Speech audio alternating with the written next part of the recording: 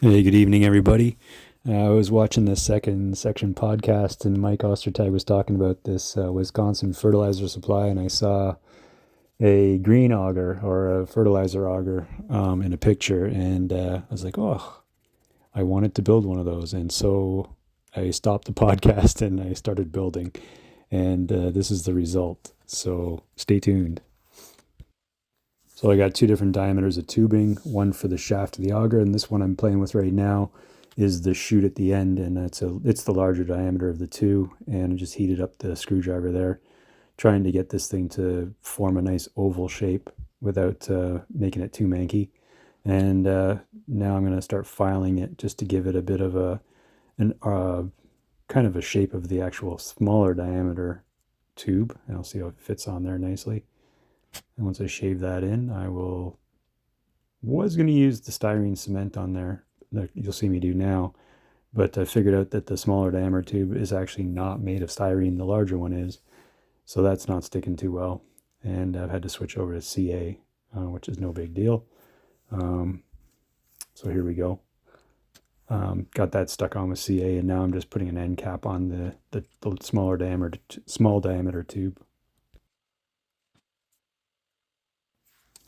Now I'll just trim most of the excess off with the number 11 blade, and then I'll switch over to my sanding block there, a sanding stick, and just tidy up the edges so they're not so rough. Just a side thought while this is sanding here. Really nice to actually sit down and scratch build something and not have to order anything in. I had absolutely everything I needed for this project at hand. It was great. Okay, I used K&S number 501 wire to build, I guess, the support for the auger, as well as the axle for the auger. So here I am, just getting some rounded pliers and forming the A shape or the V shape for one of the two supports, and just a matter of bending it a little tighter than you want to, and then loosening it up a bit. So just make sure that the diameter of the pliers you're using matches the diameter of the tubing. Okay, this wheel set, I pulled it off a car. I don't even know what scale it was, but I figured it's not HO and it was smaller, and they would be really useful wheels to have kicking around. And so this is the first use of them. I've got probably 10 sets of them. I think it might actually be TT scale. It's too big for N and too small for HO. And if you haven't got yourself a set of these drill bits, they're really handy. Goes from 0.1 millimeter up to 1 millimeter.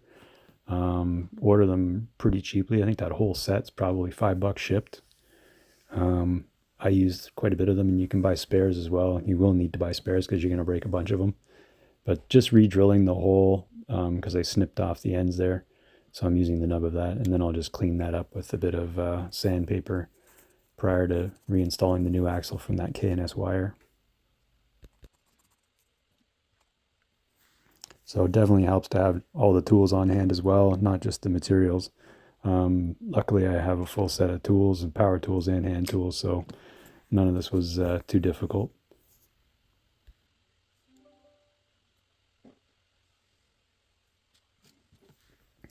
So you can see the basic pieces starting to come together now. That's one of the A-frames there, and I'll need two of those. And I decided to cut them about 45 millimeters on both sides, and I make two identical A-frames.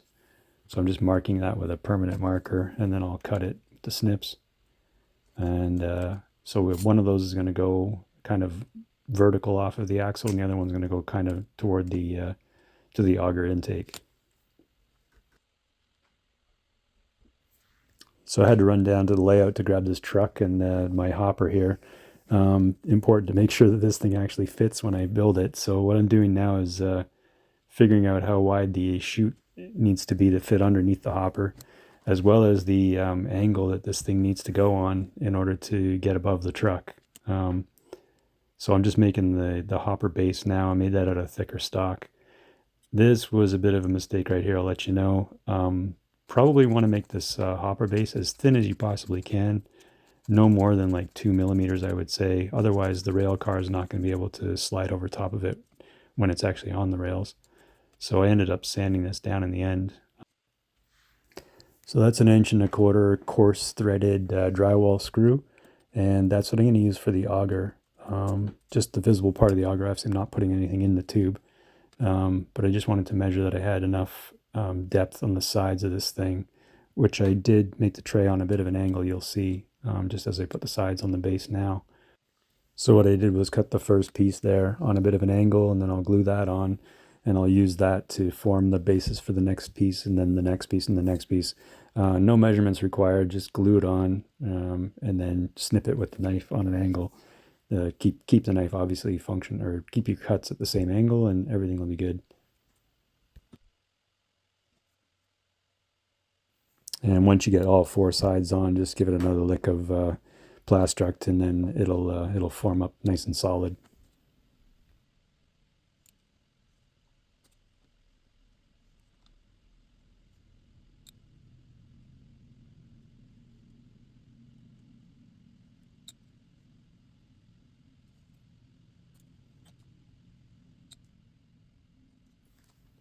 Okay, you notice me putting the screw in the tub there just to make sure that everything's going to fit. Bit of a mistake there that I'll let you in on. I actually should have taken the screw out into the garage and gotten rid of half the material on the screw on an angle grinder or any kind of grinder, because you need the screw is actually too tall for the tray to fit underneath the rail car when it's on the rails. So yeah, you'll see me filing it down at the end here. I should have done that previous or first up. So what I just did here was make the axle,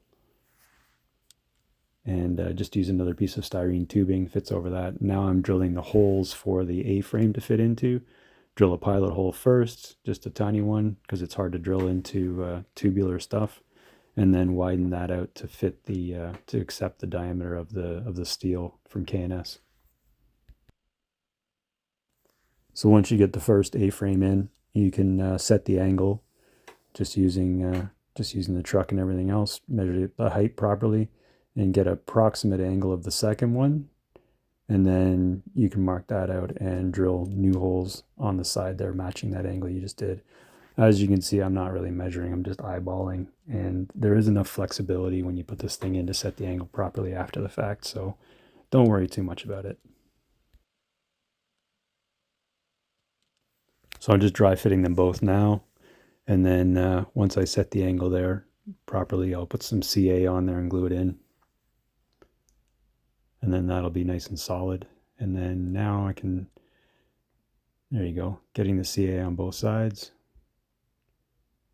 Just goes in there, and that holds quite well. Now you got to set the angle properly, just to make sure that it's high enough above the truck that it's not going to get caught up. So I am going to put a canvas chute bag at the end there. So I need it to be a much higher than the, well, not much higher, but probably another centimeter above the truck. So I'm just setting that angle properly. And for my application, it turned out to be about 135 to 145 degrees. You can see there, I'm putting the two pieces together. I'm just sanding the angle properly on both pieces so they fit nicely. And I'll use CA on this, even though, actually this one is the one I need to use CA on because it's not styrene. And it's just a little piece to set it horizontal to the ground. Once I set the angle up, I'm going to mark that with a pencil and then put some CA on there to make the join between the K&S steel wire and the tube. So here I'm just making sure that it's going to leave enough clearance above the truck. Once I do that, mark it with a pencil, mark the other side. Everything's moving around. You could probably use a third hand right now. And then I'll put a dab of CA on the inside of this to kind of keep it nice and tidy.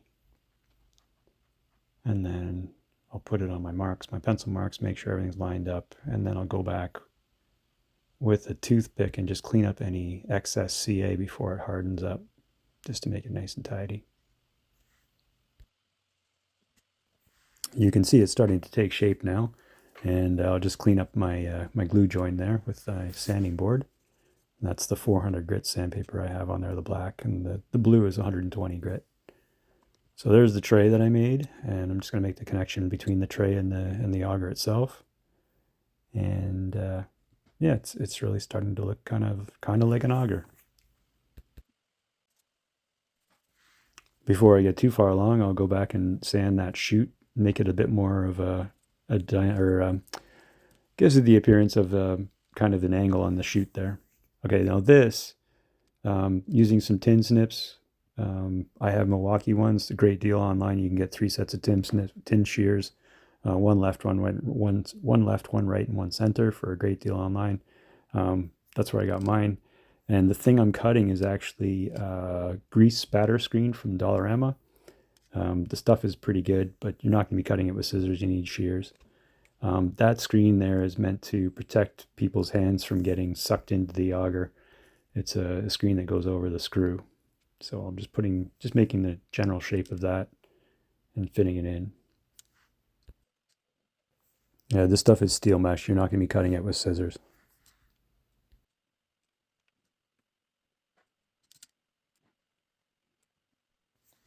So I'm going to stick the pointed end of the screw up the chute there. So after I take this off, I'm going to drill a pilot hole just to center things up. And I'll get rid of the excess styrene on the tray just so I can shove that screw right in there, make it hold. I've already cut the screw in half. Just use the hacksaw in the garage.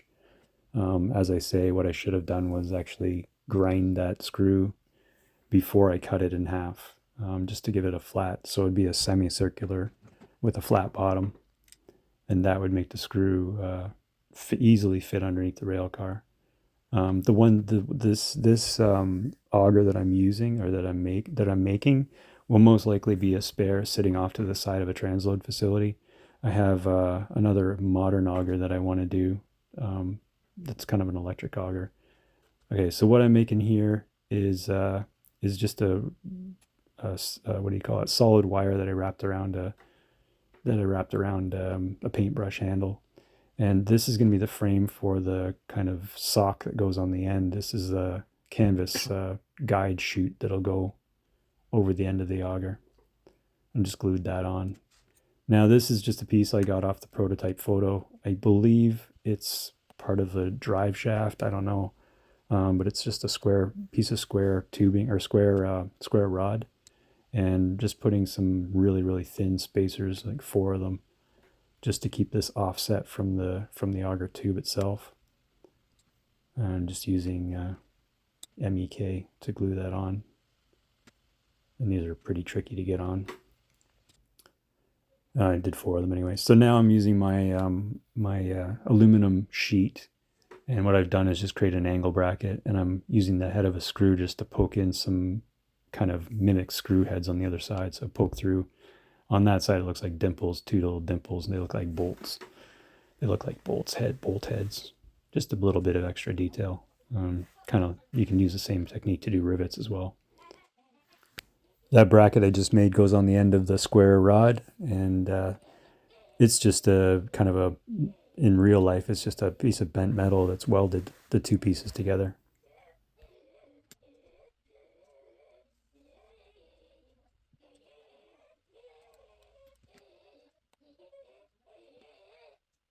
There was one more bracket put onto this bent piece of metal just to hold things in place. So I think there's about 5 total on that square rod.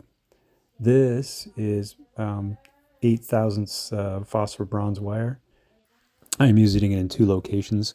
Right now I'm just bending a U shape. This will be the handle that's down by the bottom of the auger. And I also used it in 2 other locations between the K&S wire A-frames, just as a kind of a cross bracing. Now I've got more of that aluminum sheet. I can just use regular kitchen scissors to cut it. What I'm doing here is making some thin strips. These are going to act like straps. There's 2 straps on the base of the auger tube, and just make them thin and wrap them around a piece of styrene tubing just to make it semicircular. And what I'm going to do, yep, so those little round things there, I'm going to cut them into half circles, and then I'm going to bend them out using my pliers. So it's kind of like 2 semicircular clamps that were put on, and then they're bolted on the side. I didn't get into that detail, but here I am just making the flange for the bolt. And then I've got 4 of those, or 2 of those to make, and I'll just glue them on. That little handle I made out of the phosphor bronze wire goes in between these two brackets once I get them glued on. And it's just a little bit extra detail.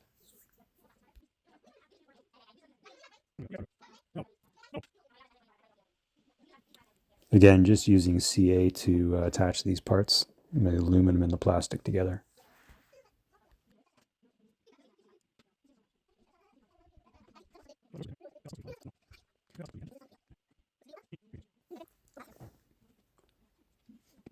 And I got the little drill bit out just to put the holes in for the handle. So two little holes, cleaning up the flash with my blade, and then got to pick up that tiny little handle there. And again, some CA to hold that in. And if you get the holes right, it just slides right in beautifully. Kind of like putting on grab irons, except for not as painful. So here's the final product there. I should mention this thing that I'm building is not 100% prototypical. I'm just kind of winging it from a number of designs that I saw.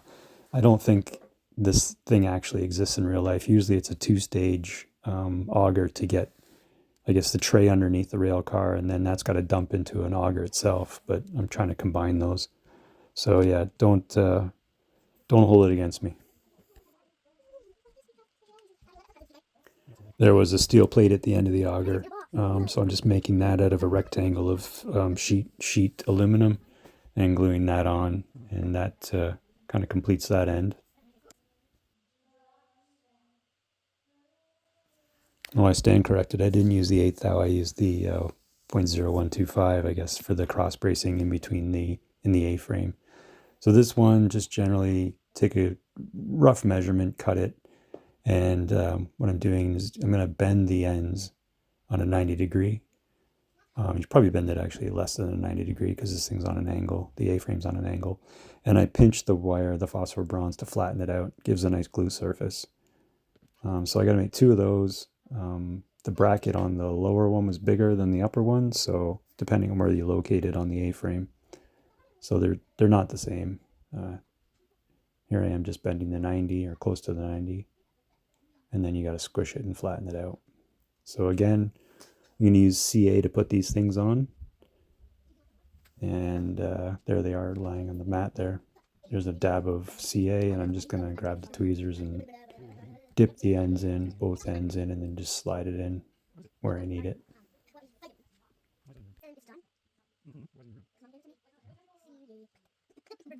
I should mention I'm using the gel CA from Dollarama. It's $1.25 for a little tube. And the gel I like because it doesn't run all over the place, and it does especially when you're using metal and plastic, it grips like stink. So line it up before you touch it because you're probably not going to get another chance to adjust it once it's on there, and it does hold quite well.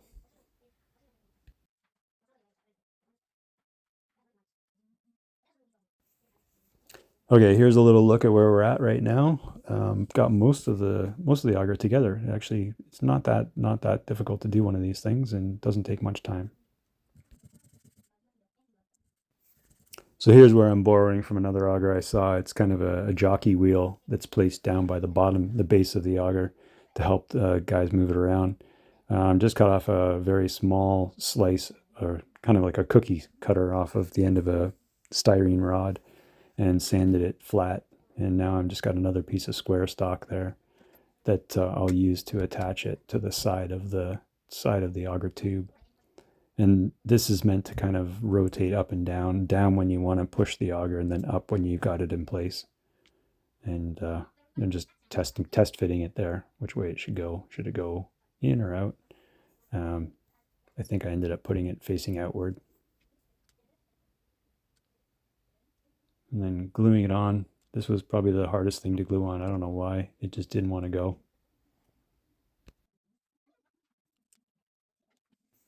And I got to paint that drywall screw prior to assembly because it'll be a pain in the ass to paint when I have it installed. So again, just using silver acrylics and a paintbrush goes on quite nicely. This is prior to sanding it flat. Now this is a whole thing. This was a Boomer idea when he made that windsock on the ferry slip. So I figured I'd give it a try, just using a loose mixture of water and that canopy glue. Turns out that tissue paper is extremely delicate, especially when you wet it. And so yeah, that was the first try. I ripped it off and tried again. I got a thinner strip this time and more gingerly wrapped it around, and I didn't wet it until I was ready to actually stick it, and that seemed to work well. So here we go, almost done. Again, this is probably not prototypical for this specific auger, but it's believable. And this is what I should have done prior to bringing it up, is filing the screw flat on one side. Of course, I didn't do that, and now I have the auger primed. Just use the gray Tamiya paint. Now, down to the airbrush booth, and those are the three paints I decided to use. That went quite quickly. Doesn't really matter. The main thing here is I did add a bit of semi-gloss to my mix because they were both the orange and the red. I think the red was a flat base and the orange was a semi-gloss. I wanted this thing to be a bit shiny, so just added those three in the hopper together. And I'm fast forwarding through this because I'm painting everything orange.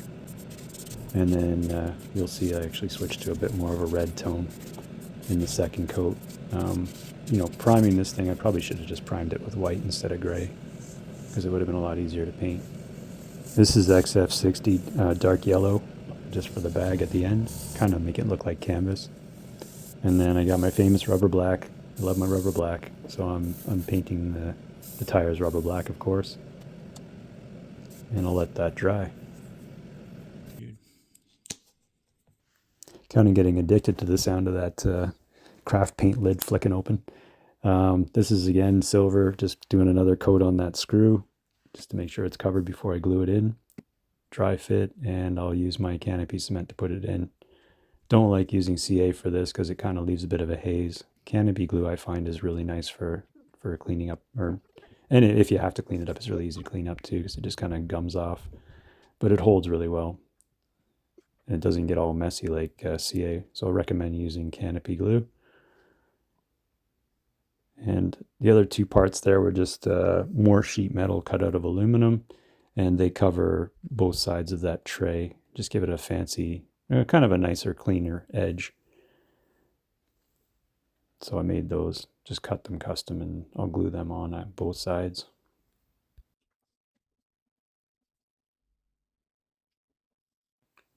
And we're almost done here, just adding a bit of detail to that jockey wheel. Starting to do a bit of a divot in the center of the wheel, and then I'll flesh that out and make it a bit wider with my blade. Making sure not to stick it into my fingertip, of course. And so now that I've got that, I'll give it a bit of a silver paint, and then I'll paint around those two clamps that I was putting on earlier, just to highlight those. And then I think I finish up just painting the tire on the jockey wheel, just a flat black. There we go, flat black's coming out. And I think we're just about done.